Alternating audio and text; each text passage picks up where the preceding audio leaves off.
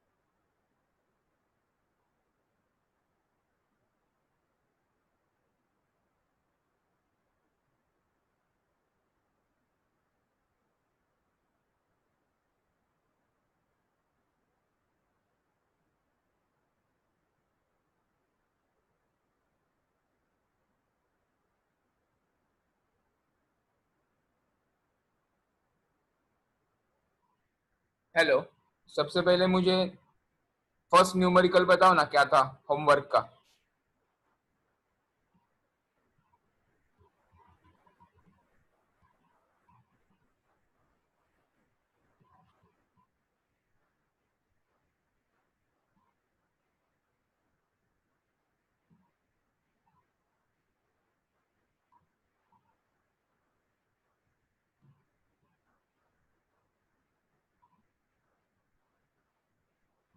Hello, मेरी आवाज सुनाई दे रही है? हेलो।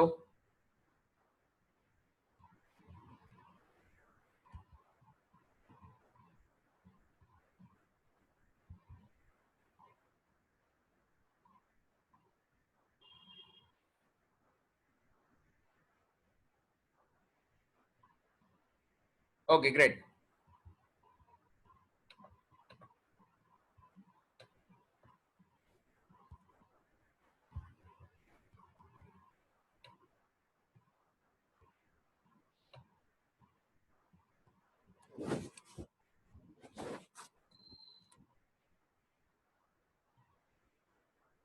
सबसे पहले तो लॉग लेंगे दोनों साइड में। 7.5 पावर में है ना, तो 7.5 बाहर निकल जाएगा ना।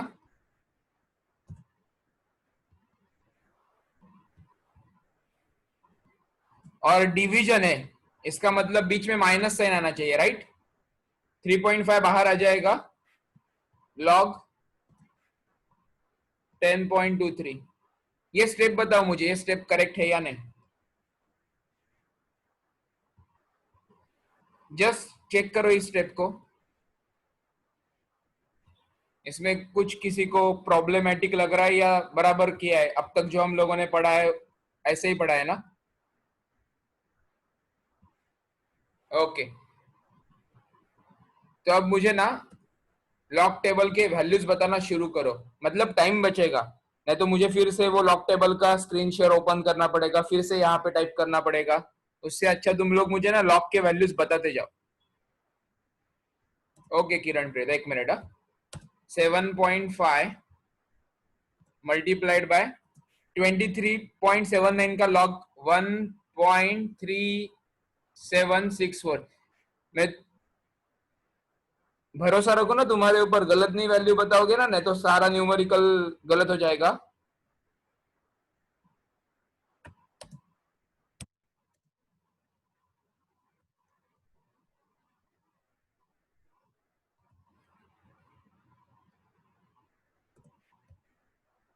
थ्री पॉइंट फाइव इंटू कितना बताया तुम लोगों ने? 1.0098। ओके,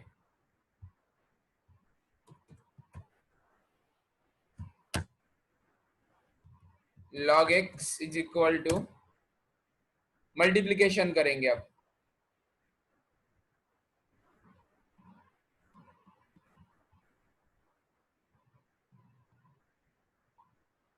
ओके, ये आता है पहला 10.323। ओके, माइनस, नेक्स्ट बताओ। Okay, 3.5343। Great.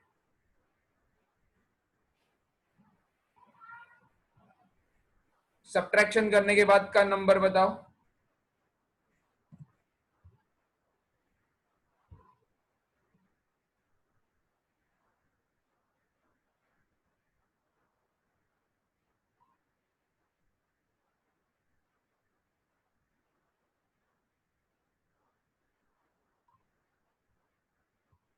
Six point 7887। Okay fine. अब क्या करेंगे नेक्स्ट स्टेप में? एंटी लॉग लेंगे दोनों साइड, तो लेफ्ट साइड में सिर्फ x बचेगा, राइट? और यहाँ पे आएगा एंटी लॉग ऑफ 6.7887।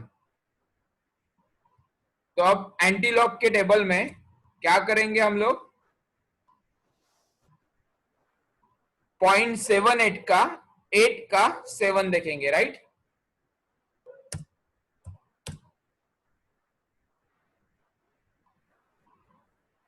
पॉइंट 7.8 का देखा ना? 0.78 का 8 का 7।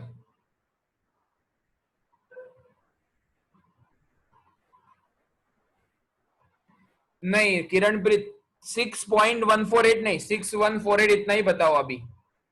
क्यों पता है? यहाँ पे डेसिमल के लेफ्ट साइड में देखो नंबर कौन सा है, 6 है। अब मुझे बताओ एंटी लॉग ऑफ 6 कितना रहेगा? कोई बता सकता है?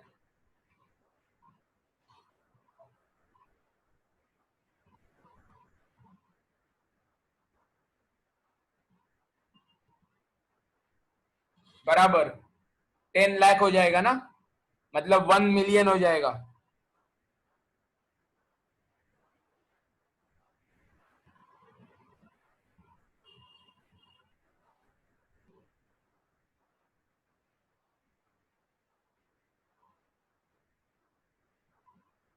मतलब अपना जो आंसर आएगा वो greater than 10 lakh but less than 1 crore आना चाहिए ना, क्योंकि 6 पॉइंट समथिंग हो चुका है। मतलब अपना जो आंसर आएगा वो 10 लाख के ऊपर आना चाहिए। 10⁶ मीन्स 10 लाख, और ये 6 पॉइंट समथिंग है, मतलब 10 लाख को क्रॉस करना चाहिए, राइट? लेकिन 1 करोड़ के नीचे आना चाहिए। Are you getting this? समझ में आ रहा है पक्का? क्योंकि एंटीलॉग का वैल्यू देखो कितना बड़ा आया है, 6 पॉइंट समथिंग आया है।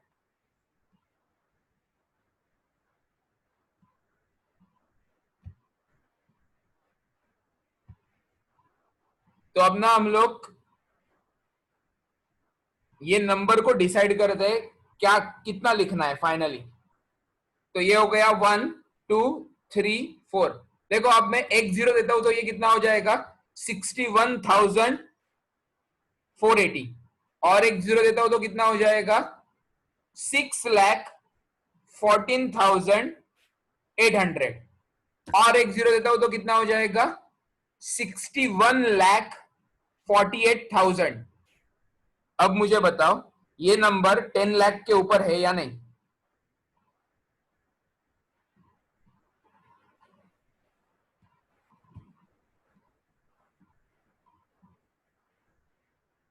और 1 करोड़ यानी 100 lakhs के नीचे है या नहीं?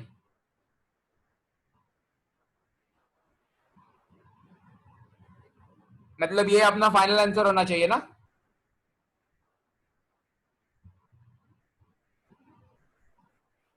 अब कैलकुलेटर में ना ये डालो और चेक करो। मोबाइल के कैलकुलेटर में ये पूरा इनपुट करो, ओरिजिनल वैल्यूज, और देखो कितना आता है आंसर। इसके करीब आना चाहिए।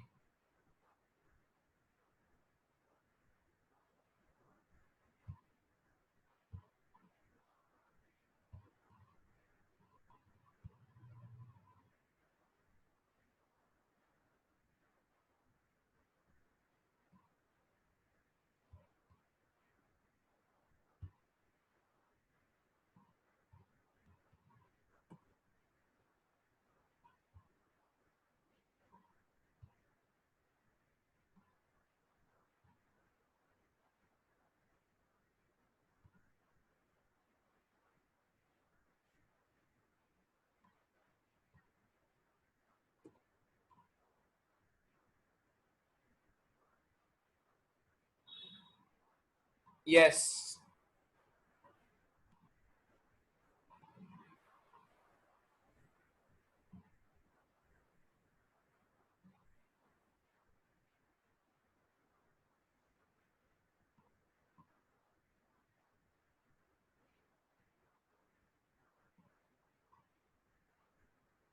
तो यहाँ पे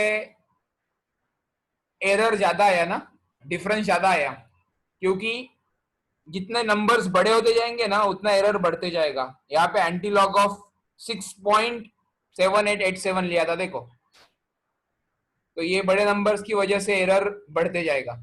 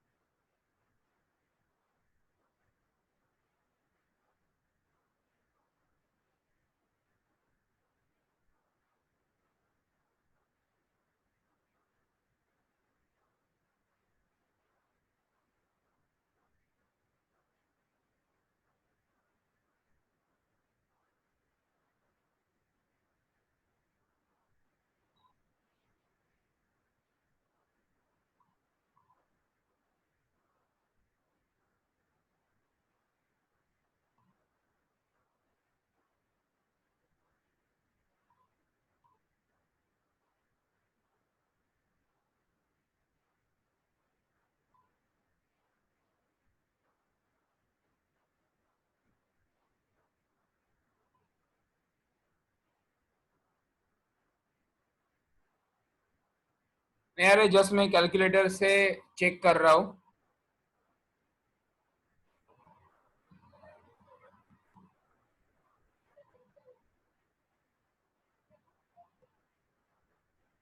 नंबर में इतना डिफरेंस क्यों आ रहा है वो जस्ट चेक कर रहा हूँ मैं।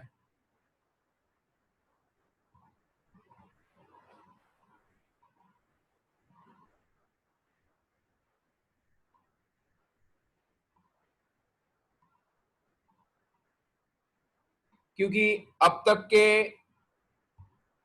वैल्यूज बहुत करीब आते थे ना, अप्रोक्सीमेटली सेम ही आते थे। यहाँ पे बहुत ज्यादा डिफरेंस आ रहा है, वो क्यों आ रहा है वो मैं सर्च कर रहा हूँ।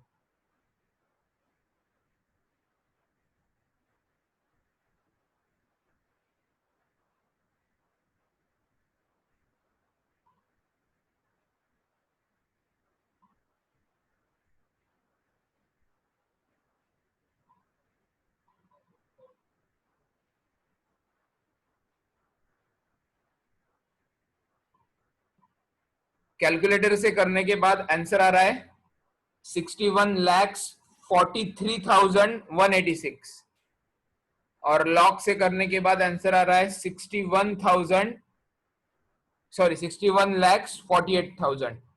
तो ये ऑलमोस्ट 4,000 5,000 का गैप हो गया। ये बड़े नंबर्स की वजह से होगा। जब नंबर्स बढ़ते जाएंगे ना, हम लोग हायर ऑर्डर में काम करेंगे ना, तो एरर बढ़ते जाएगा। एरर पता है ना तुम लोगों को? कैलकुलेटेड वैल्यू और एक्सपेक्टेड वैल्यू, इन दोनों के बीच की जो गैप होती है उसको हम लोग एरर बोलते हैं। तो वो एरर भी बढ़ते जाएगा अपने आप। नहीं, अपना गलत नहीं है।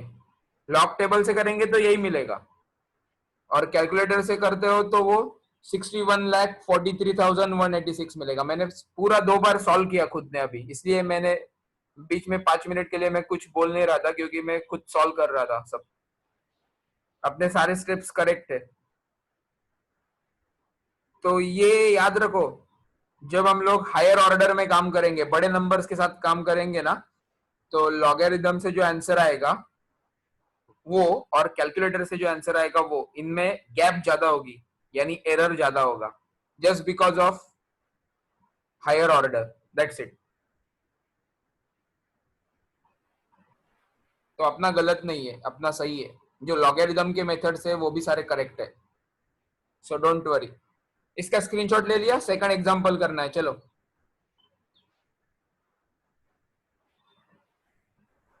सेकंड एग्जांपल बताओ मुझे चैट बॉक्स में जल्दी।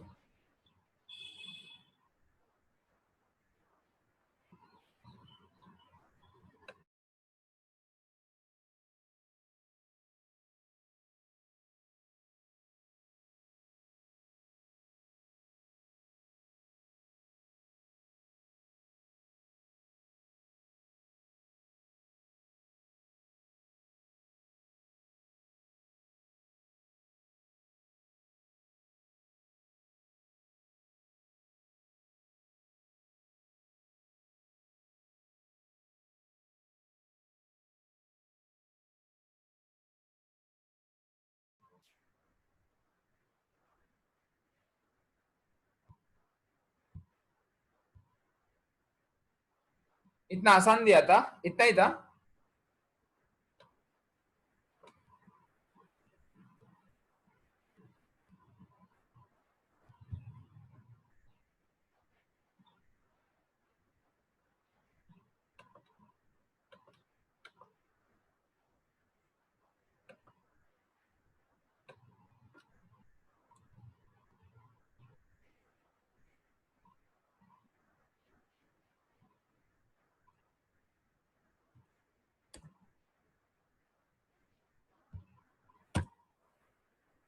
log x is equal to log 3.114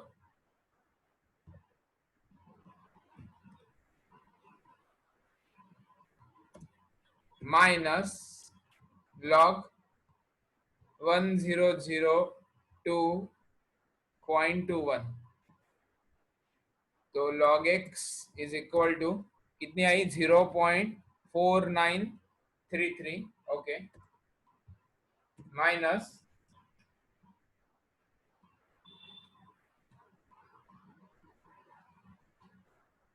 इसका बताओ इसका कितना आएगा?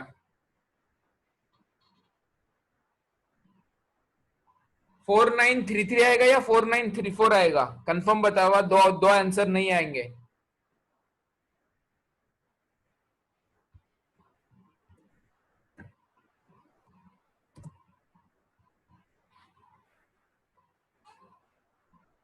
चलो इसका बताओ, 1000, 1002.21, इसमें क्या करोगे पता है तुम लोग? चलो मुझे इसका ट्रिक बताओ, लॉग, इसका लॉग कैसे ले लोगे, ट्रिक बताओ चलो।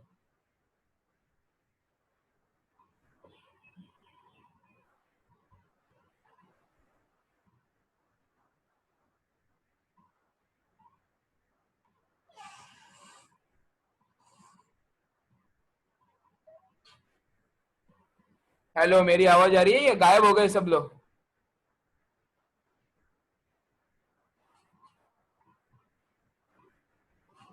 क्यों नहीं पता, मुझे बताओ, ये वैल्यू जो है वो 1000 के ऊपर चला गया है या नहीं?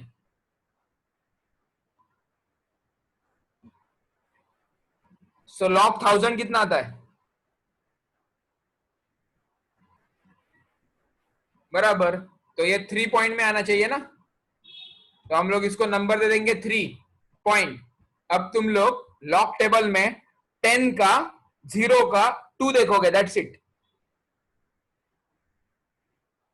लॉग टेबल में, लॉग टेबल में, एंटी लॉग में मत देखो, लॉग टेबल में 10 का, 0 का, 2 देखो, और बताओ मुझे कितना आता है।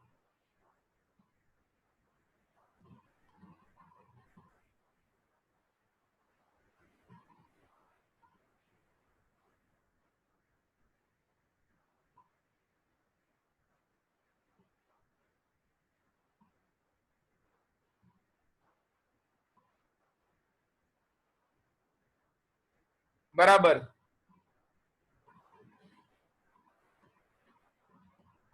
नहीं दैट इज 8 नहीं, 00008 दिख रहा है ना, तो वही लिखने का। सुनो मेरी बात, हम लोग लॉगरिथम पढ़ रहे हैं, तो उसके लेफ्ट हैंड साइड में, जो नंबर के लेफ्ट हैंड साइड में 0 है ना, उसको इंपॉर्टेंस है। तो जो वहां पे दिखाई दे रहा है ना, वैसे का वैसा उठाओ और लिखो। क्यों पता है प्रॉब्लम क्या हो जाएगा?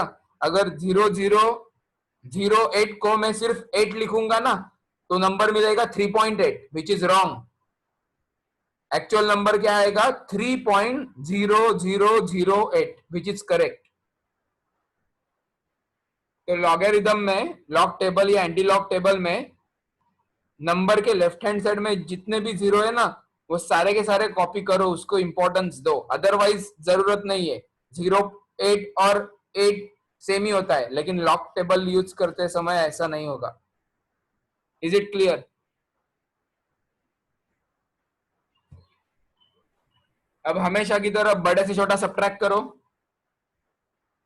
और जो आंसर आएगा उसके साथ माइनस साइन लगाओ। चलो चालू करो ये।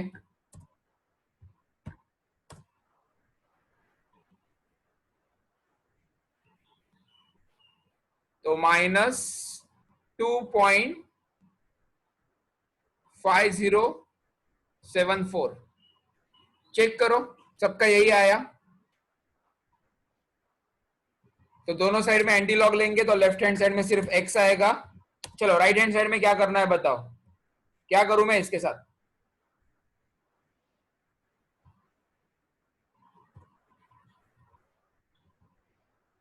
माइनस नंबर रहेगा तो क्या करते हम लोग?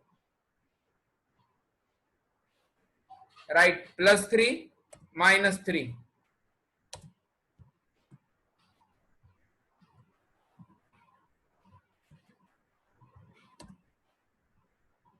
तो ये अब 3 में से इसको सब्ट्रैक्ट करो और बताओ कितना आता है।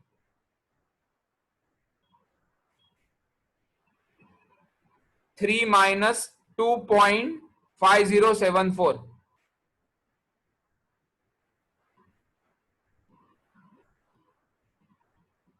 0.4 में आंसर आना चाहिए।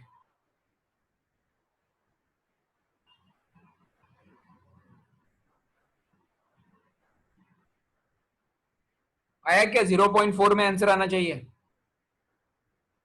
करेक्ट।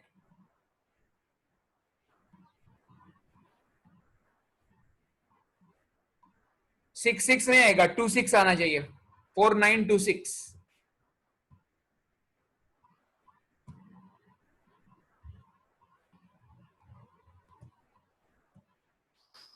और ये -3, एंटी लॉग ऑफ -3 कितना होता है?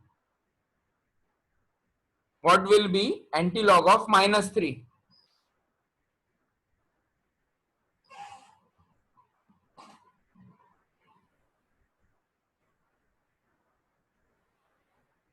Correct. 0.001. 10⁻³ मतलब 1/1000 मतलब 0.001. अब एंटी लॉग का पार्ट निकालो, एंटी लॉग टेबल निकालो और उसमें 0.49 का 2 का 6 देखो.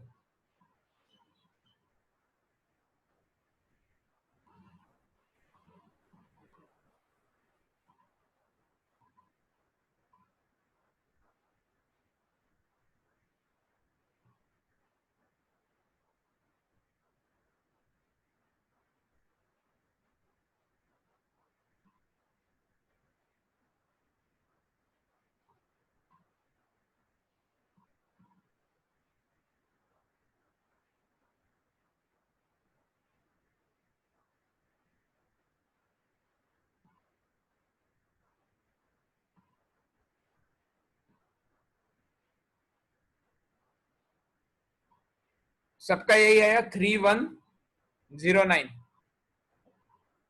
अब एंटी लॉग ऑफ 0 पॉइंट देखा ना तुम लोगों ने. 0 पॉइंट मतलब आंसर 10 के नीचे और 1 के ऊपर मतलब 3.109. ये आंसर आया anti log of 0.4926 multiplied by 0.001.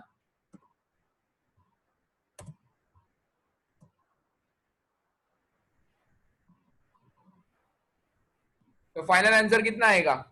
Decimal को मुझे और 3 बार लेफ्ट हैंड साइड में शिफ्ट करना है. एक बार शिफ्ट करूंगा तो 0.3 और एक बार करूंगा तो 0.03 और एक बार करूंगा तो 0.0031109. ये मिलेगा या नहीं चेक करो. Is it correct?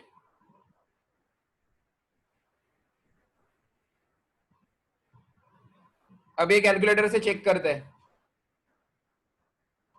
क्या नंबर है अपना? 3.114 डिवाइडेड बाय 1002.21. कैलकुलेटर से करते हो तो आंसर मिलता है 0.00317. देखो कितना करीब है.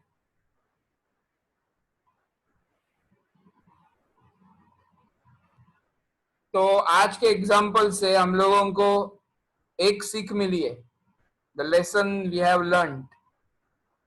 अगर नंबर्स छोटे होंगे ना तो लॉगरिथम से कर आंसर निकालते हो और कैलकुलेटर से आंसर निकालते हो तो वो ऑलमोस्ट सेम ही आता है.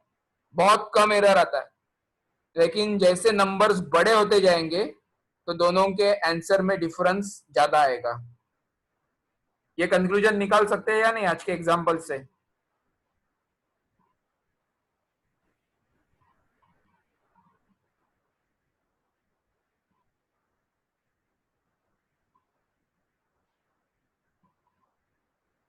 तो चलो स्क्रीनशॉट ले लो इसका भी जल्दी.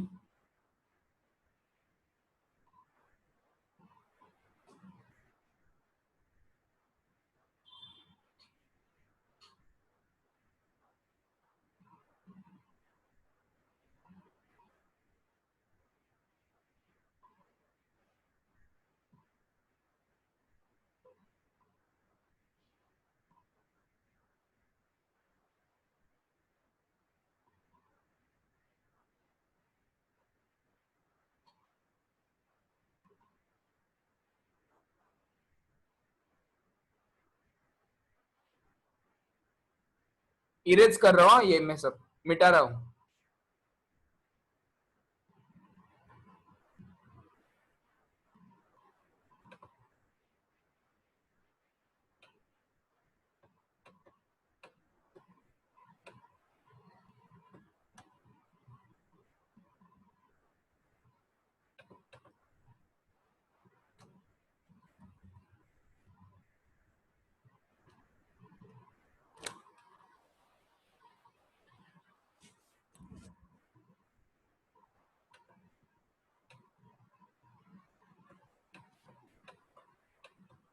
अरे यार स्क्रीन के ऊपर उंगली मत करो, कितनी बार बोला है।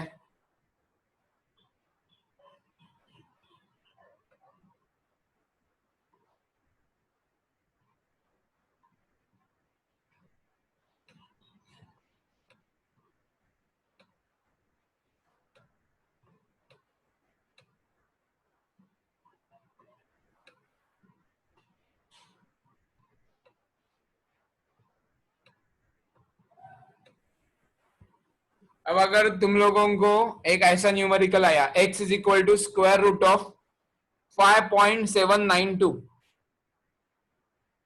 तो इसको कैसे सॉल्व करोगे, थोड़ा सोचो। लॉग टेबल से ही सॉल्व करना है।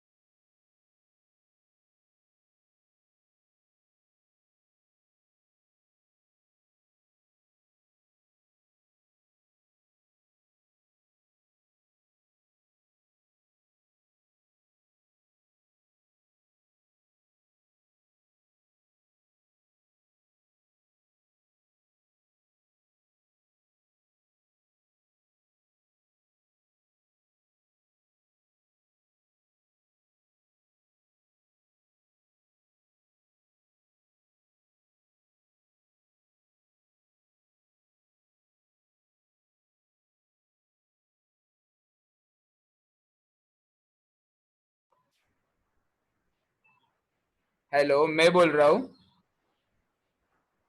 स्क्वायर रूट मतलब क्या रहता है?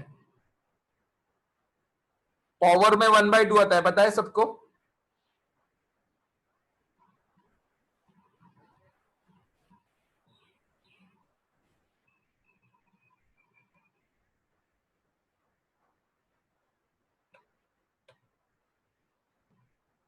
तो अगर स्क्वायर रूट का वैल्यू निकालना है तो जो नंबर है उसका 1/2 ले लो पावर में, और बाकी का सब हमेशा की तरह यूजुअल प्रोसेस। 1/2 मतलब 0.5 रहता है ना।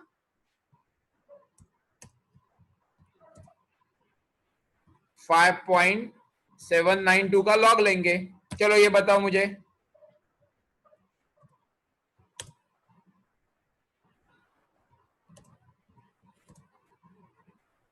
77 का 9 का 2 दे, सॉरी ये गलत लिखा मैंने,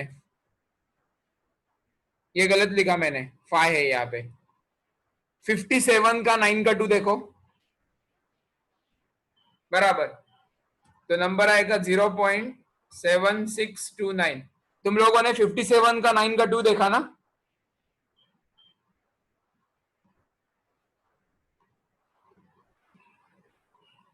तो इसको मल्टीप्लाई करो, कितना आता है? 2 से डिवाइड करो ना।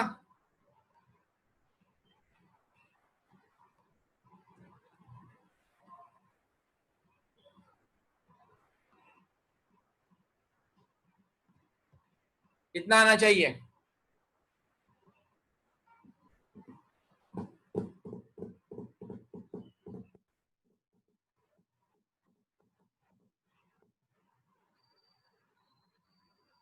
अब दोनों साइड में एंटी लॉग, मतलब लेफ्ट हैंड साइड में आएगा x,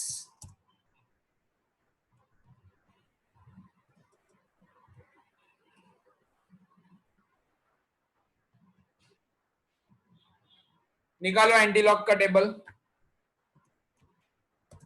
उसमें 0.38 का 1 का 4 देखो, लास्ट में जो 5 है ना उसको कुछ मतलब ही नहीं है।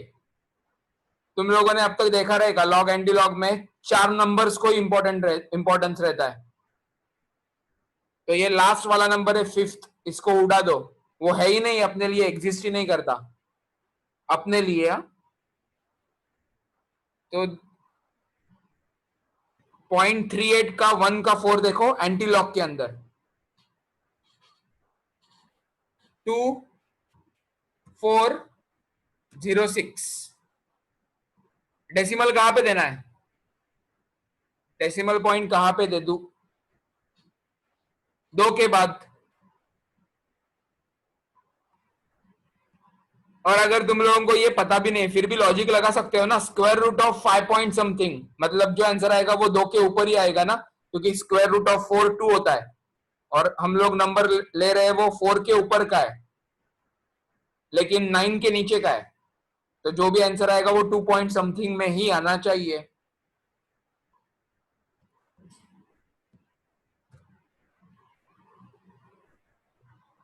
क्लियर है सबको ये?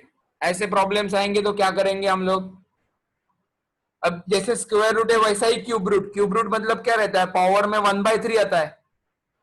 तो अगर यही नंबर का मतलब 5.792 का कोई अगर क्यूब रूट निकालने के लिए बोलता है तो बाहर हम लोग 1/3 ले लेंगे, तो 0.5 जो है उसकी जगह पे 1/3 आएगा। 1/3 मतलब 0.333333 आते ही रहता है, वो रिकरिंग वैल्यूज है, सारे रिकरिंग नंबर, और सारा प्रोसीजर आगे का सेम ही रहेगा। तो स्क्वायर रूट और क्यूब रूट को भी हम लोग लॉगरिथम एंटी लॉगरिथम से सॉल्व कर सकते हैं।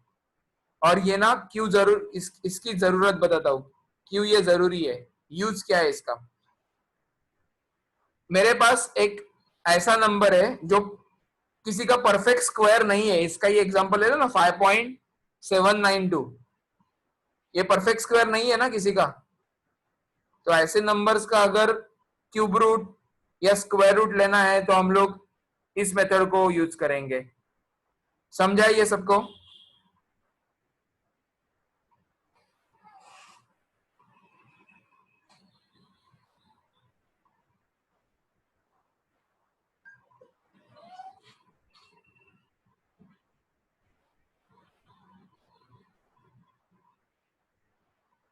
तो यहाँ पे लॉग एंटी लॉग ये जो पार्ट है ना ये पूरा अपना कंप्लीट हो गया, मतलब न्यूमेरिकल्स और solving numericals by log anti log table, ये यहाँ पे खत्म हो जाता है।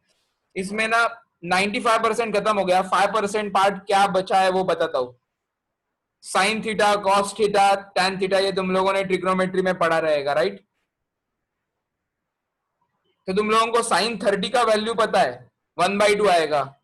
लेकिन अगर मैं तुम लोगों को साइन 35 पूछता हूं तो तुम लोग बता नहीं सकते डायरेक्ट नंबर, क्योंकि टेबल में हम लोग 0, 30, 45, 60, 90 ऐसे ही नंबर्स रहते हैं ना, और बाद में सेकंड क्वाड्रेंट के नंबर्स रहते हैं। लेकिन अगर कोई तुम लोगों को पूछता है साइन 50 बताओ कितना आता है, तो नहीं बता सकते। तो उसके लिए भी लॉग टेबल में साइन, कॉस, टैन इनका अलग से टेबल दिया हुआ रहता है, वो हम लोग अभी नहीं पढ़ेंगे। जब अपना फाउंडेशन खत्म हो जाएगा और एक्चुअल चैप्टर्स चालू करेंगे, मोस्ट प्रोबेबली नेक्स्ट लेक्चर या नेक्स्ट टू नेक्स्ट लेक्चर से हम लोग प्रॉपर सिलेबस चालू करने वाले, फाउंडेशन खत्म हो जाएगा तब तक। उस टाइम पे जब न्यूमेरिकल्स आएंगे वैसे तो मैं बताऊंगा वो टेबल कैसे यूज करना है। तो अभी मैं तुम लोगों के साथ मोशन से रिलेटेड कुछ बातें डिस्कस करने वाला हूं। मुझे बताओ, न्यूटन्स लॉ ऑफ ग्रेविटेशन पढ़ा है क्या सबने?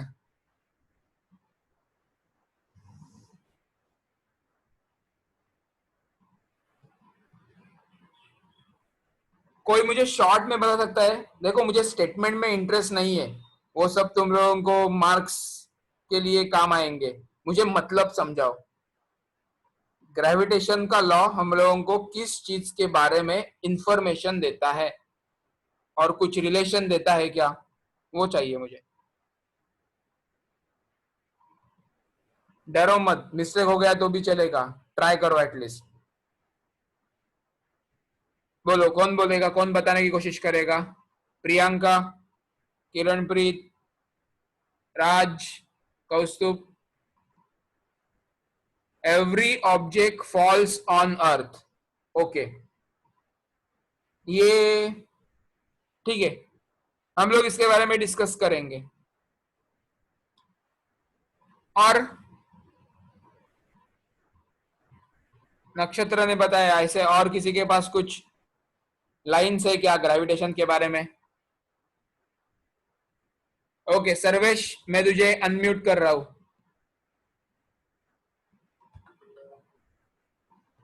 Sir, force is directly proportional to masses बराबर, और or inversely proportional to square of the distance between their centers. Correct. और किसी को कुछ इसके बारे में इंफॉर्मेशन बताना है एक्स्ट्रा वाला? अरे डरो मत, तुम लोग इंटरैक्ट करो, नहीं तो प्रॉब्लम आएगा।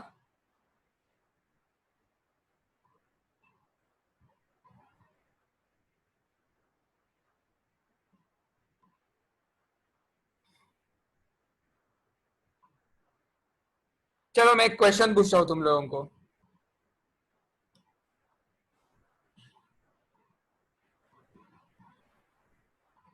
देखो ग्रेविटेशनल फोर्स जो है ना, वो मासेस के ऊपर डिपेंड करता है, और उसके साथ साथ दो ऑब्जेक्ट या मासेस के बीच में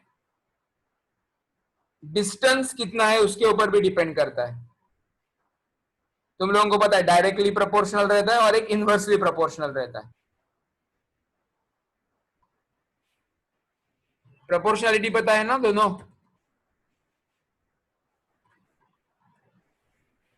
अरे तुम लोग रिस्पॉन्स दो, नहीं तो मुझे लगेगा इंटरनेट का कनेक्शन खराब हो गया। आइडल मत बैठो।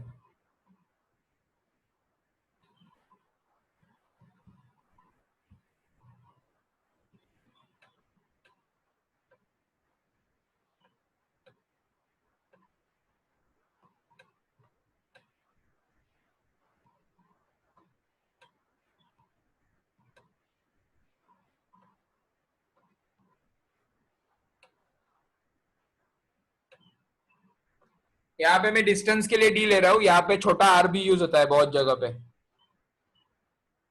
तो दोनों का मतलब एक ही है।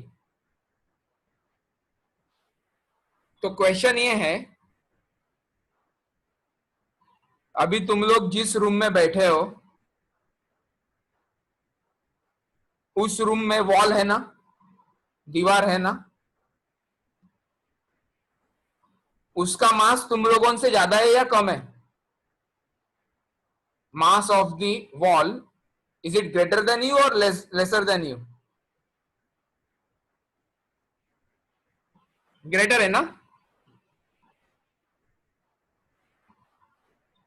ओके, तो तुम्हारे पास भी मास है और वॉल के पास भी मास है, एक ज्यादा है एक कम है।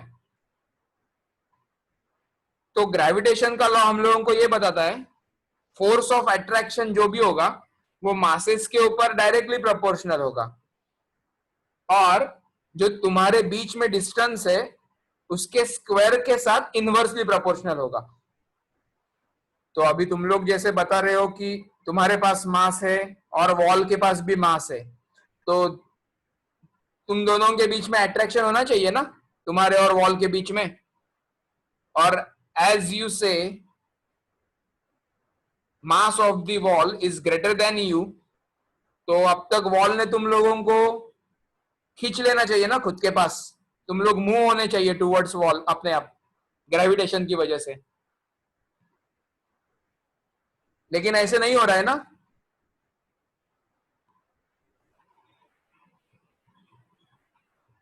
अब मुझे बताओ ऐसा क्यों नहीं हो रहा है?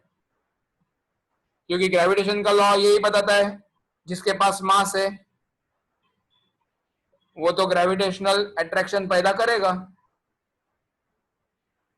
नहीं, लॉ ऑफ मोमेंटम नहीं यहाँ पे यूज होगा, लॉ ऑफ मोमेंटम अलग बात है। सुनो, मैं क्वेश्चन को रिपीट करता हूँ।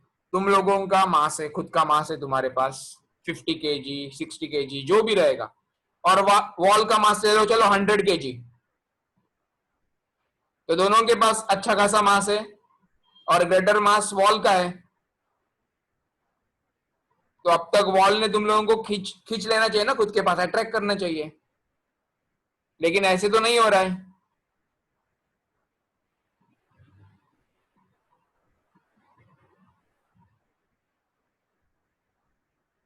क्योंकि अर्थ का फोर्स वॉल से ग्रेटर है। करेक्ट,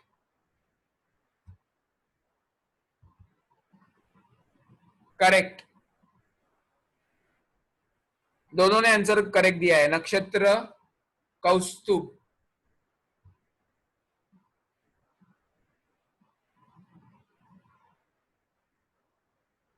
देखो तुम लोगों के पास खुद का मास है, वॉल के पास भी खुद का मास है, लेकिन तुम दोनों को अर्थ खुद की तरफ खींच रही है, और जिसका मास तुम लोग खुद के मास के साथ कंपेयर भी नहीं कर सकते। अर्थ का मास पता है किसी को गलती से?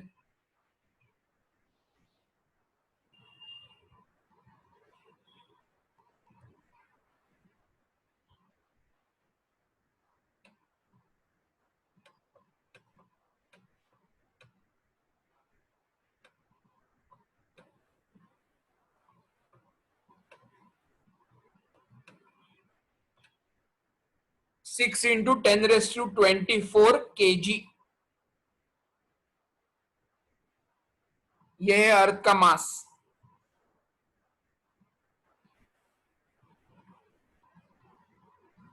मुझे बताओ 24 ये 6 का मल्टीपल है या नहीं?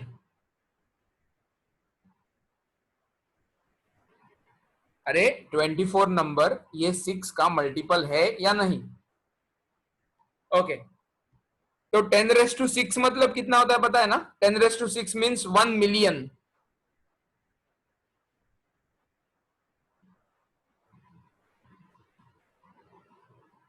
तो million into million into million into million multiplied by 6, मतलब 6 इंटू 4 टाइम्स, 4 टाइम्स भी नहीं, 6 into million into million into million into million, ये जो नंबर आएगा ना, ह्यूज नंबर, ये है अर्थ का मास। इसके कंपैरिजन में तुम्हारा या वॉल का मास कुछ भी नहीं है ना।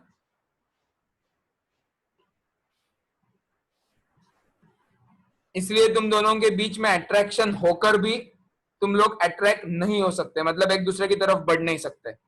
रादर तुम लोग वॉल की तरफ मूव नहीं होंगे, क्योंकि तुम दोनों को अर्थ खुद खुद के सेंटर की तरफ खींच रहा है। लेकिन हम लोगों को एक सपोर्ट मिलता है। फॉर एग्जाम्पल तुम लोग अगर चेयर के ऊपर बैठे हो तो तुम लोगों को एक रिएक्शन मिलता है उस सरफेस से, उसको हम लोग बोलते हैं नॉर्मल रिएक्शन। और वॉल भी जमीन के ऊपर खड़ी होती है ना, तो वॉल के पास भी सपोर्ट रिएक्शन होता है। सपोर्ट निकाल दोगे तो वॉल कोलैप्स हो जाएगी।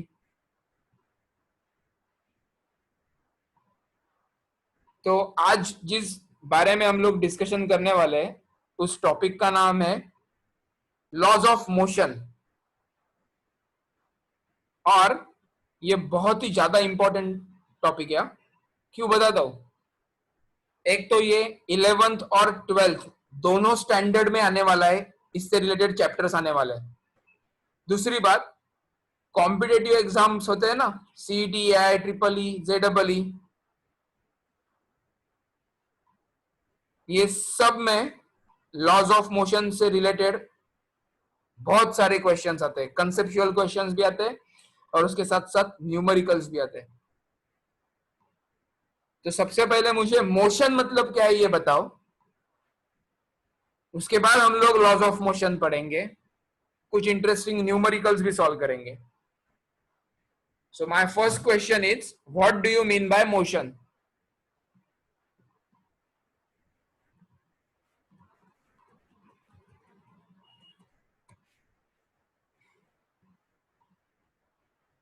ओके, मोशन मतलब action. Any object that exerts force, नहीं, फोर्स की वजह से मोशन होगा इतना बराबर है. मोशन क्या डिफाइन करता है? मोशन मतलब तुम्हारे सामने क्या आता है? जैसे मैं movement, correct, movement of object means motion. Correct Sarvesh और कौस्तुभ. किसी भी चीज का हिलना या एक जगह छोड़ के दूसरी जगह जाना मतलब मोशन क्रिएट करेगा, right? Yes, process of moving बोल सकते हो. तो एक ऑब्जेक्ट अगर एक जगह छोड़ के दूसरी जगह जा रहा है, इसका मतलब दो क्वांटिटीज है उसके पास. एक तो डिस्टेंस और दूसरा डिस्प्लेसमेंट. अब हम लोग धीरे धीरे स्केलर्स वेक्टर्स के ऊपर बढ़ रहे हैं. स्केलर मतलब ऐसे फिजिकल क्वांटिटीज जिनके पास सिर्फ मैग्नीट्यूड होगा. मैग्नीट्यूड यानी नंबर. एग्जाम्पल, तुम लोग खुद का मास बताते हो 50 केजी, 60 केजी, उसके साथ डायरेक्शन नहीं बताते हो. या किसी चीज का टेम्परेचर बताना है तो हम लोग उस टेम्परेचर के साथ डायरेक्शन नहीं बताते हैं. ये सारे स्केलर के एग्जाम्पल्स हो गए. और दूसरा टाइप होता है वेक्टर. वेक्टर मतलब ऐसे क्वांटिटीज जिनको नंबर के साथ साथ डायरेक्शन भी देना जरूरी होता है. सुना है ना ये स्केलर्स और वेक्टर्स?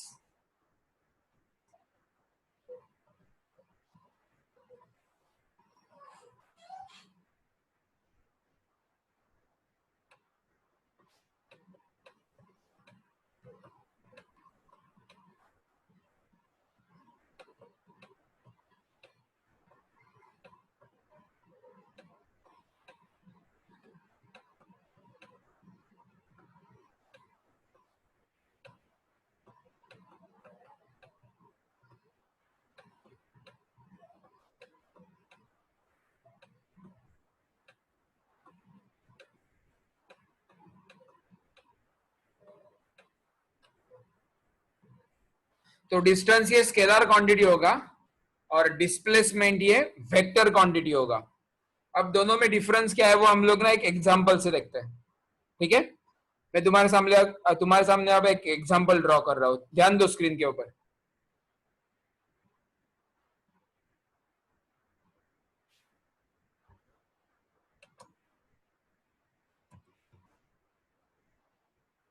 याद रखो, distance scalar quantity, displacement vector quantity.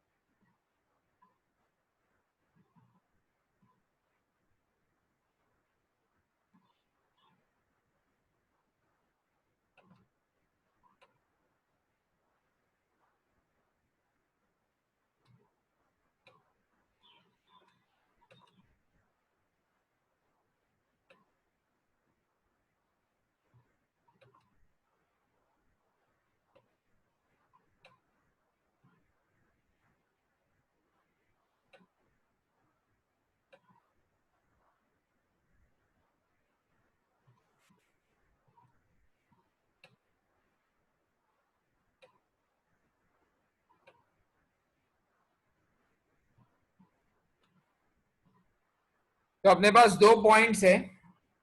एक है पॉइंट ए और दूसरा है पॉइंट बी. तो ए बी को ज्वाइन करेंगे तो डायमीटर मिल जाएगा ना.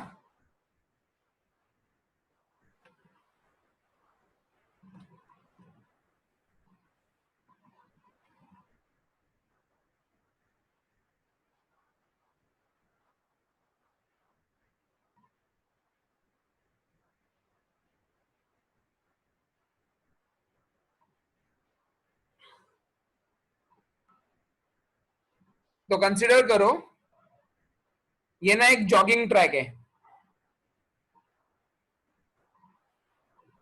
ग्राउंड के बाहर होता है, पता है ना, सर्कुलर ट्रैक, जॉगिंग ट्रैक है ये।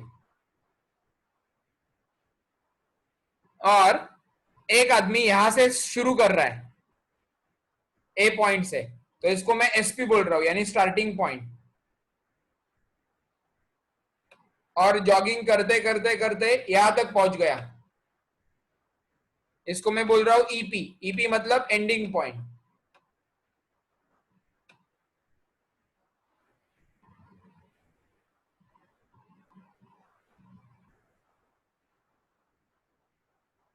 तो अब उसने कितना डिस्टेंस ट्रेवल किया, ये कैसे निकालेंगे हम लोग? Distance travelled by man from A to B.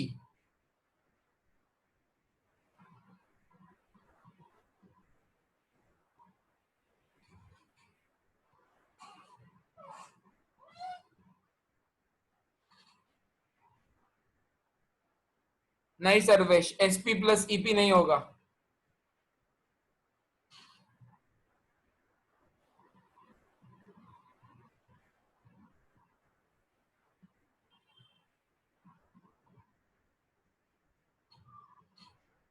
नक्षत्र, सरकमफरेंस ऑफ सेमी सर्कल। अब बराबर है, सिर्फ सरकमफरेंस होगा तो गलत हो जाएगा। सेमी सर्कल का सरकमफरेंस होना चाहिए। देखो, ये वाला जो पार्ट है ना, ये हाफ सर्कल हो गया ना।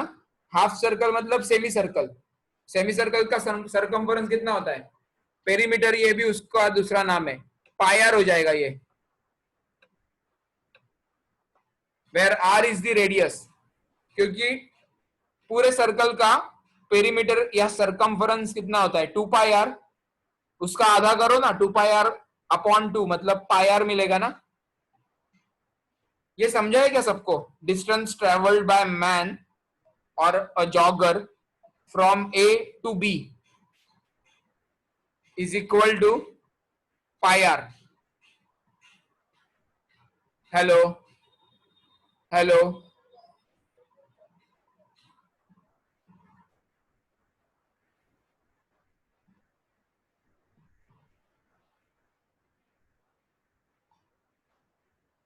ओके, तो डिस्टेंस मिल गए हम लोगों को, पाई आर।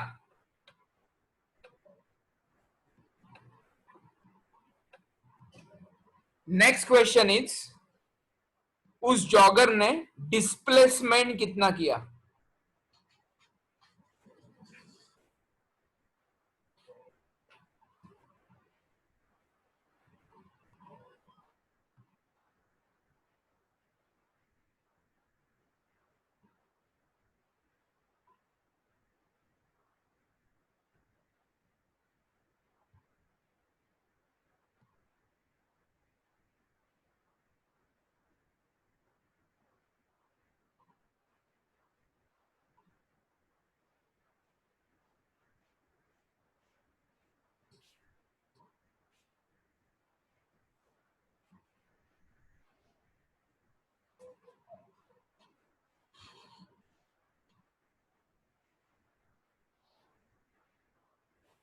डायमीटर होगा Kiranpreet, you are right.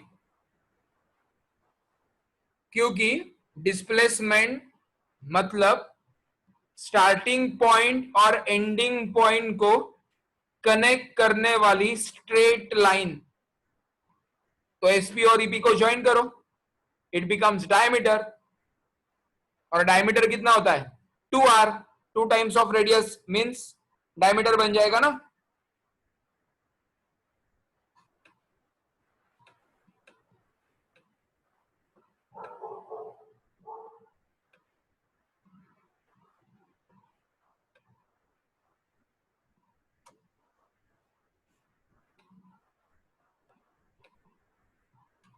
Hello, अरे मेरी आवाज आ रही है क्या?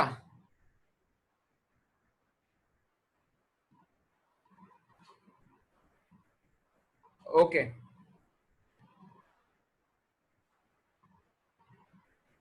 तो अब मुझे बताओ, इन दोनों में बड़ा कौन है, डिस्टेंस या डिस्प्लेसमेंट?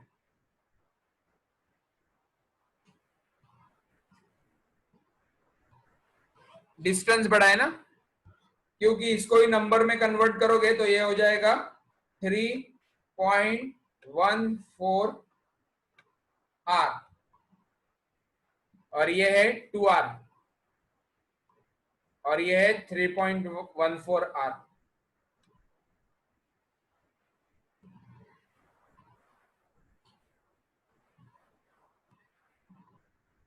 अब मैं एग्जांपल चेंज कर रहा हूं।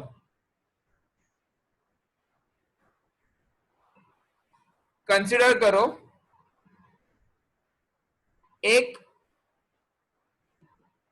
बूढ़ा आदमी है, एजेड इंसान है, उसको ए से बी जाना है, तो वो ऑब्वियसली ये सर्कुलर ट्रैक को फॉलो नहीं करेगा ना, वो सीधा ए से लेके बी तक जाएगा।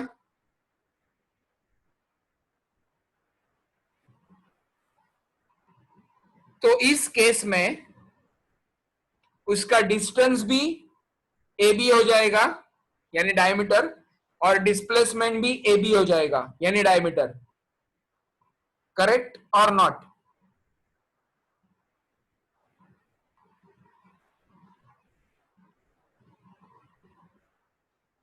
तो फर्स्ट केस में हम लोगों को क्या मिला देखो, distance is greater than displacement.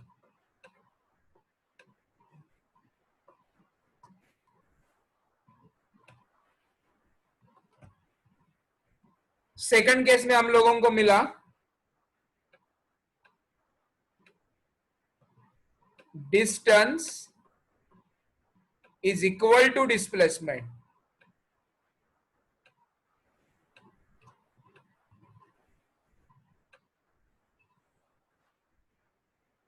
अब मेरा क्वेश्चन ये है, ऐसा केस पॉसिबल होगा क्या जिसमें distance is less than displacement है?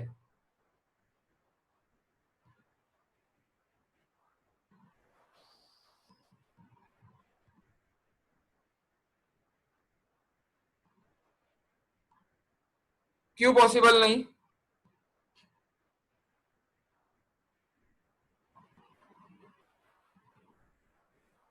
बोलो बोलो, क्यों पॉसिबल नहीं? आंसर तो करेक्ट है तुम्हारा।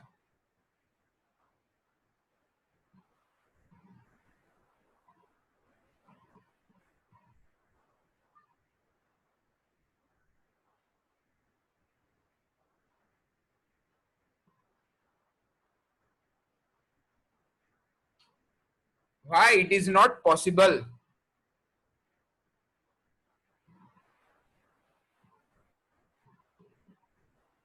है किसी के पास एक्सप्लेनेशन इसका? बोलो बोलो, मतलब टाइप कर, बड़ा रहेगा तो अनम्यूट करूंगा।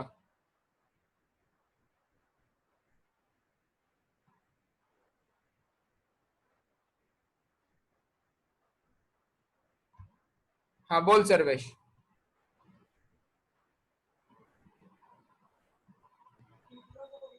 Sir hello. हाँ, बोल। डिस्प्लेसमेंट शॉर्टेस्ट पार्ट्स में वो बराबर बराबर बराबर। डेफिनेशन हम लोगों ने डिफाइन ही उसको ऐसे किया है, मैग्नीट्यूड उसका हमेशा इक्वल या इक्वल इक्वल या ग्रेटर ही रहेगा। Correct correct correct correct. देखो हम लोगों ने, yes Nakshatra you are also right, displacement is shortest path. हम लोगों ने डिस्प्लेसमेंट को डिफाइन ही ऐसे किया है कि displacement is the shortest distance covered. तो अब उससे छोटा कुछ पॉसिबल ही नहीं होगा। कुछ समझ में आ रहा है? तो इसको हम लोग समराइज करते हैं। Distance is always greater than और इक्वल टू डिस्प्लेसमेंट। बोल सकते हैं ना ऐसा? ये मैथ्स में यूज किया रहेगा ना तुम लोगों ने, greater than equal to, less than equal to, not equal to, ये सारे सिंबल्स मैथ्स में यूज किए हैं नहीं, है या नहीं?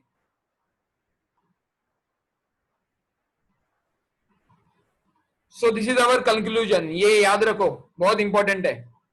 और हमेशा तो ये फिजिक्स का रूल बन गया, distance is always greater than और इक्वल टू डिस्प्लेसमेंट। तो तुम लोग अगर मून के ऊपर भी जाते हो या मार्स के ऊपर भी जाते हो तो ये रूल सब जगह पे अप्लाई होंगे, क्योंकि फिजिक्स सब जगह पे अप्लाई होगा और ये फिजिक्स का रूल है। ओके,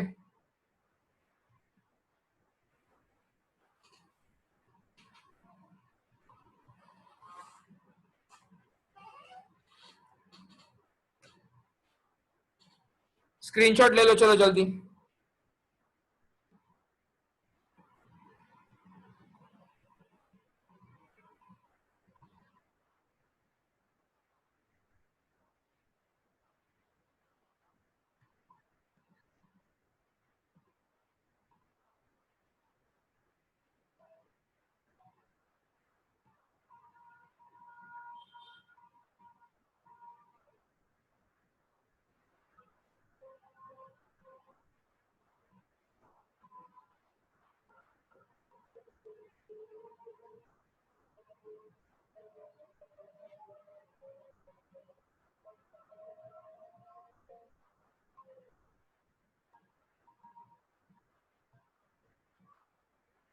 अब मुझे बताओ न्यूटन का फर्स्ट लॉ क्या कहता है?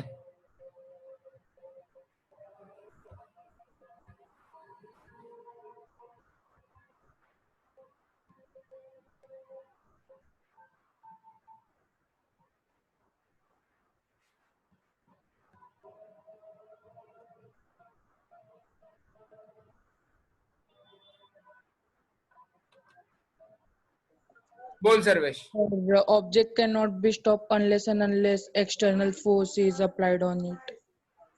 करेक्ट।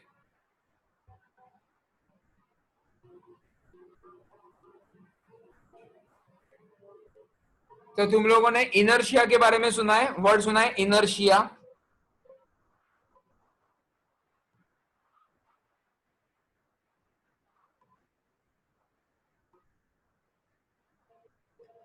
तो जो फर्स्ट लॉ है ना न्यूटन का, उसका ही दूसरा नाम है लॉ ऑफ इनर्शिया।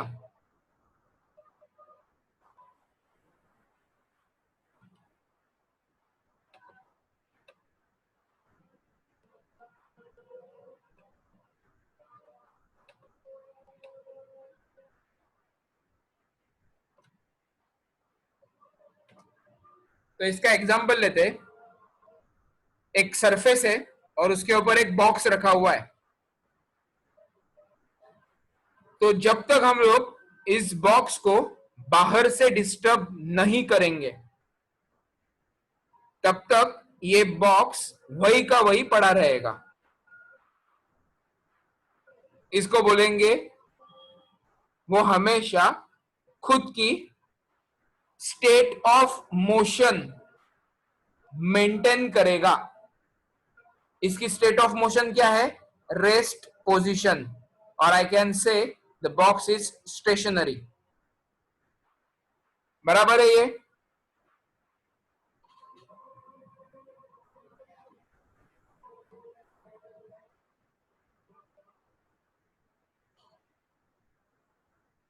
अब अगर मैं इस बॉक्स के ऊपर इस डायरेक्शन में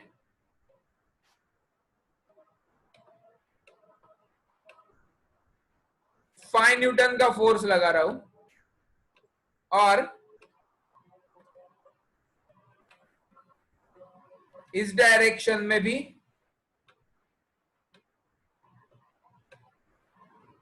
5 न्यूटन का फोर्स लगा रहा हूं, तो क्या ये ब्लॉक मूव होगा?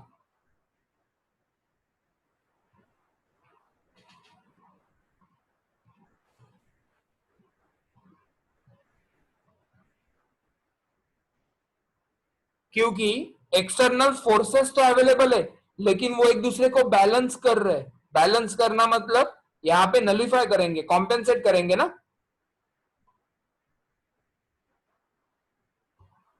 लेकिन अगर मैं यहां पे 15 न्यूटन का फोर्स लगाता हूं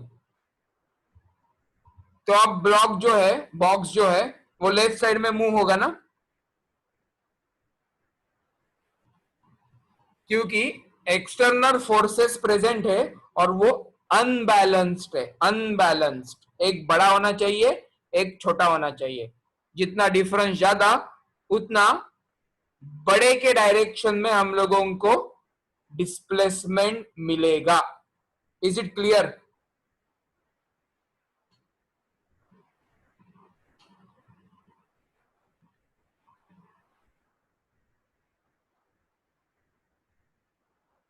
तो मेरे हिसाब से न्यूटन का फर्स्ट लॉ सबको क्लियर हो गया। अगर पहले से पता है तो बहुत अच्छी बात है। देखो, मैं ना तुम लोगों को एक चीज बताता हूं। स्कूल में हम लोग जो पढ़ते हैं ना, उसको ज्यादा नॉलेज नहीं बोल सकते, वो इंफॉर्मेशन होता है। इसका मतलब ये नहीं कि स्कूल में हम लोग नॉलेज लेते ही नहीं है। स्कूल में जो हम लोग पढ़ते हैं वो इंफॉर्मेटिव ज्यादा होता है। स्कूल में तुम लोग ज्यादा समझने की कोशिश नहीं करते, या ऐसा है मतलब ऐसा है, ज्यादा सोचते नहीं हो। सोचते सोचते रहते हो तो अच्छी बात है, क्वेश्चन पूछते हो तो और अच्छी बात है। लेकिन अब हम लोग जो आगे पढ़ने जा रहे हैं ना, उसमें हम लोग नॉलेज ज्यादा लेंगे। इंफॉर्मेशन जो है तुम्हारे पास, उसके ऊपर प्रोसेस करेंगे। वो इंफॉर्मेशन अगर सही रहेगा तो दिक्कत नहीं आएगी, सही नहीं रहेगा, गलत इंफॉर्मेशन रहेगा तो उसको रेक्टिफाई करना पड़ेगा, रिपेयर करना पड़ेगा। तो हर एक छोटी छोटी चीज को ना हम लोग डिटेल में पढ़ेंगे। क्यों? क्योंकि इसके ऊपर बहुत सारे चैप्टर्स डिपेंडेंट है। तो तुम लोगों को अगर इनर्शिया ही पता नहीं है तो मैं आगे का कुछ नहीं पढ़ा पाऊंगा, प्रॉब्लम आएंगे। तो अगर तुम लोगों को अभी ये बहुत बेसिक आसान लग रहा है ना, तो अच्छी बात है, लेकिन ये आगे बहुत यूज होने वाला है। तो हर एक चीज को ठीक से पढ़ो, समझो, सुनो। नहीं समझ में आ रहा है तो पूछो। बड़े डाउट्स रहेंगे तो अनम्यूट करने के लिए बोलो, ठीक है?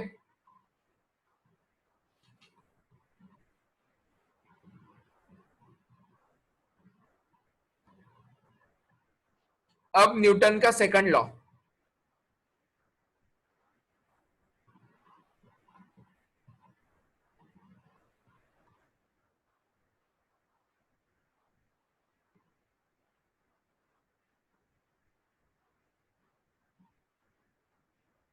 चलो किरणप्रीत बताओ जल्दी।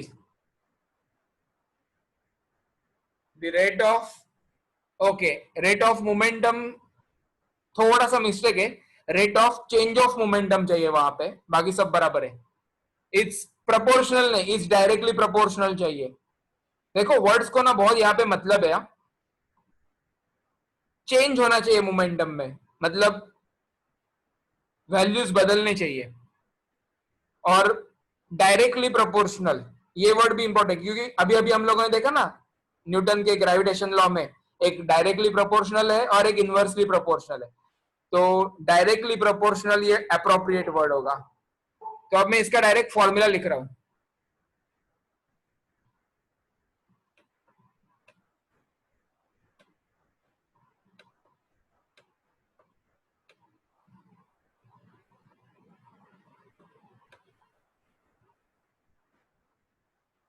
ये फॉर्मूला सबने पढ़ा है, F is equal to M ए।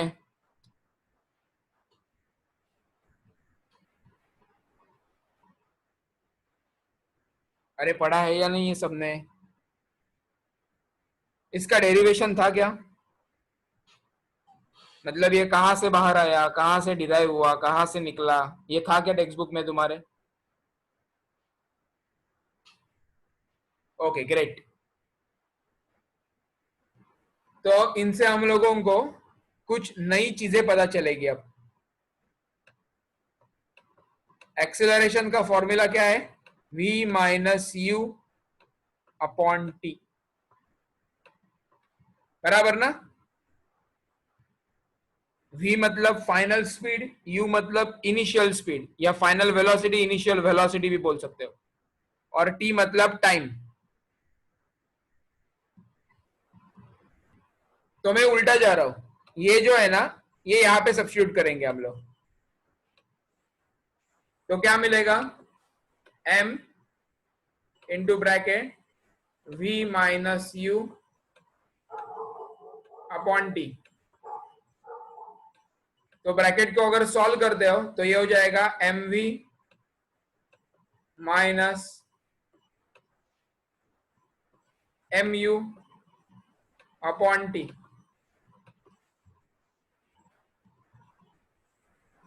अब ये जो है ना mv, इसको मैं बोल रहा हूं फाइनल मोमेंटम। मोमेंटम का सिंबल होता है छोटा p और फाइनल के लिए f, और mu को बोल रहा हूं इनिशियल मोमेंटम, मतलब p i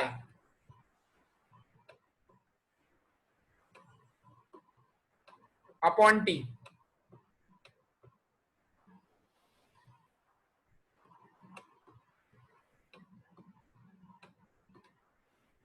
अब ये इज इक्वल टू हटा दो तो प्रोपोर्शनलिटी आएगा वहां पे, और तुम लोगों को क्या मिलेगा, rate of change of momentum. ये देखो राइट हैंड साइड जो है ना, ये हो गया rate of change of momentum.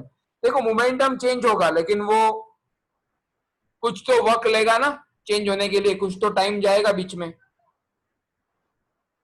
तो rate of change of momentum obviously with respect to time, इसलिए डिनोमिनेटर में टाइम होगा, is directly proportional to applied force. इसका मतलब समझाता हूं, वही ऊपर का जो एग्जांपल है ना, वही हम लोग लेते हैं, सिर्फ उसमें से दो फोर्सेस निकाल के मैं एक ही फोर्स रखता हूं, इसको मैं गायब कर रहा हूं। ठीक है, अब देखो स्टार्टिंग में ये फोर्स, सॉरी ये बॉक्स स्टेशनरी रहेगा, जब मैं 5 न्यूटन का फोर्स नहीं लगा रहा हूं तो वो रेस्ट पोजीशन पे रहेगा, राइट।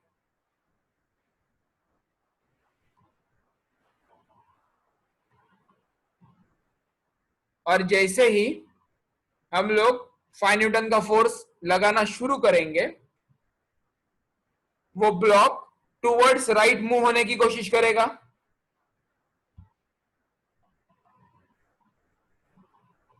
अब अगर मैंने इस फोर्स को बढ़ाया और 15 न्यूटन कर दिया तो ये ब्लॉक और जोर से मूव होगा ना, रादर बहुत जल्दी डिस्टेंस या डिस्प्लेसमेंट कवर करेगा टुवर्ड्स राइट। इस फोर्स को मैंने अब 115 किया, 115, और जोर से भागेगा ये ब्लॉक। अब मैंने इसको 1000 न्यूटन के ऊपर लेके गया ये फोर्स, तो ये बुलेट की तरह मूव होगा ना राइट साइड में। बात समझ में आ रही है क्या। तो जैसे मैंने फोर्स की वैल्यू बढ़ाई, I am just increasing the magnitude of force. Magnitude क्यों, क्योंकि डायरेक्शन से मैं टुवर्ड्स राइट, मैं जस्ट नंबर को हाथ लगा रहा हूं ना, I am just increasing the magnitude of force. तो उससे मिलने वाला rate of change of momentum भी बढ़ते जाएगा। I hope second law clear हो गया तुम लोगों को, F is equal to M A. Doubt है इसके ऊपर किसी को।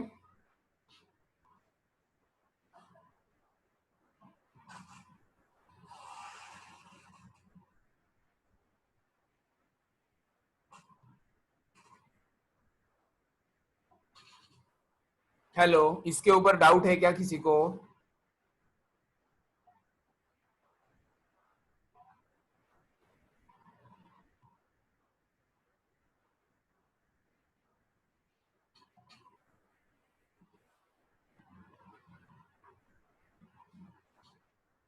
ओके, तो अब आज के लेक्चर का last part, Newton third law. ये तो सबको बचपन से पता है, एक्शन रिएक्शन पेयर सुना रहेगा ना। Yes, every action has equal and opposite reaction. Right right, correct correct. इसका एग्जाम्पल मतलब, अगर तुम लोग किसी को जोर से मारते हो ना, तो उतने ही जोर से तुम लोगों के हाथ को भी लगता है।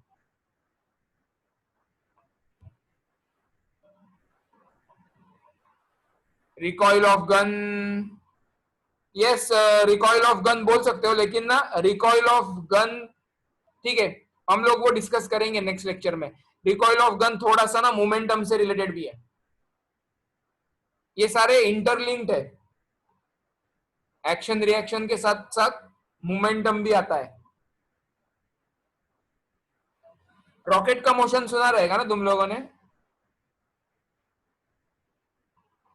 रॉकेट से जो गैसेस निकलते हैं वो डाउनवर्ड डायरेक्शन में प्रेशर एक्सर्ट करते हैं, मतलब फोर्स जनरेट करते हैं, इसलिए रॉकेट ऊपर उड़ सकता है। वो भी एग्जांपल हो गया एक्शन रिएक्शन का। या दो मूविंग ऑब्जेक्ट्स का टक्कर होना, टक्कर होगा मतलब कांटेक्ट होगा, तो वहां पे भी एक्शन रिएक्शन काम करेगा।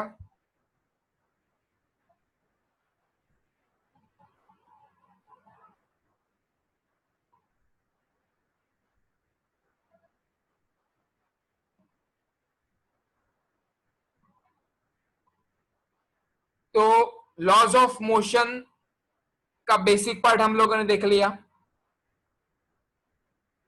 अब हम लोग सिर्फ 3 इक्वेशन देखने वाले हैं, जो ऑलरेडी तुम लोगों को पता है, लेकिन उससे रिलेटेड एक न्यूमेरिकल देने वाला हूं मैं आज। देखते हैं, टाइम रहेगा तो अभी सॉल्व करेंगे, नहीं तो वो एज अ होमवर्क हो जाएगा तुम लोगों को।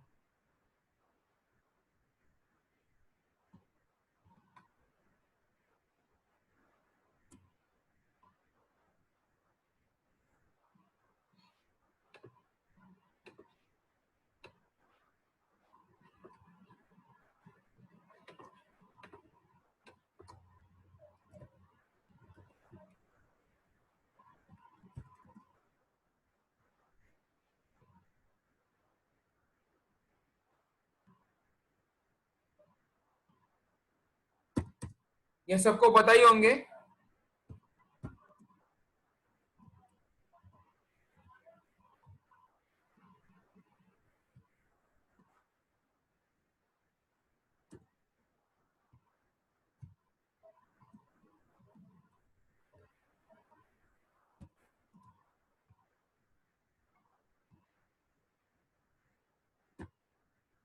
हाफ को मैं हमेशा 0.5 लिखूंगा,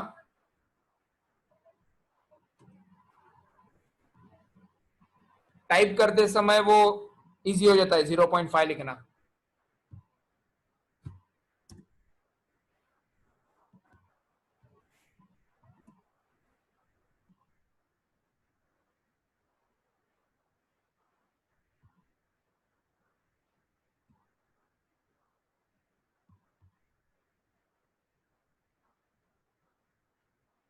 ये पता है ना सबको फॉर्मूले, काइनेमेटिकल इक्वेशंस।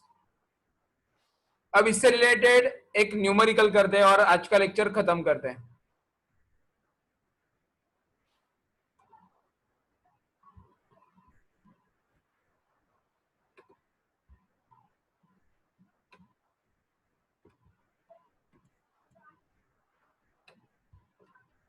कंसिडर करो,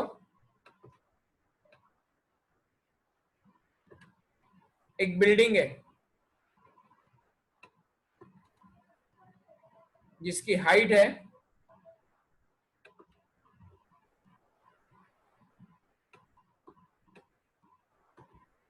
100 मीटर्स,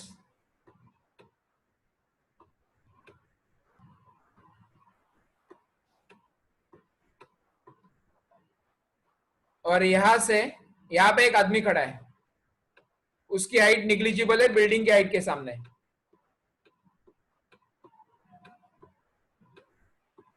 और इसने एक बॉल को नीचे छोड़ दिया, फेंका नहीं है, छोड़ा है, रिलीज किया है हाथ से। तो क्वेश्चन है कितने टाइम के बाद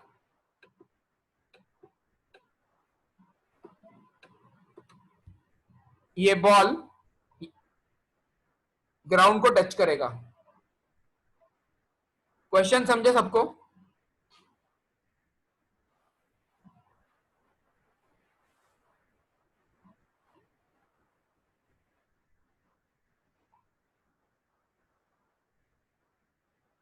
शुरू करो, ये सॉल्व करना है।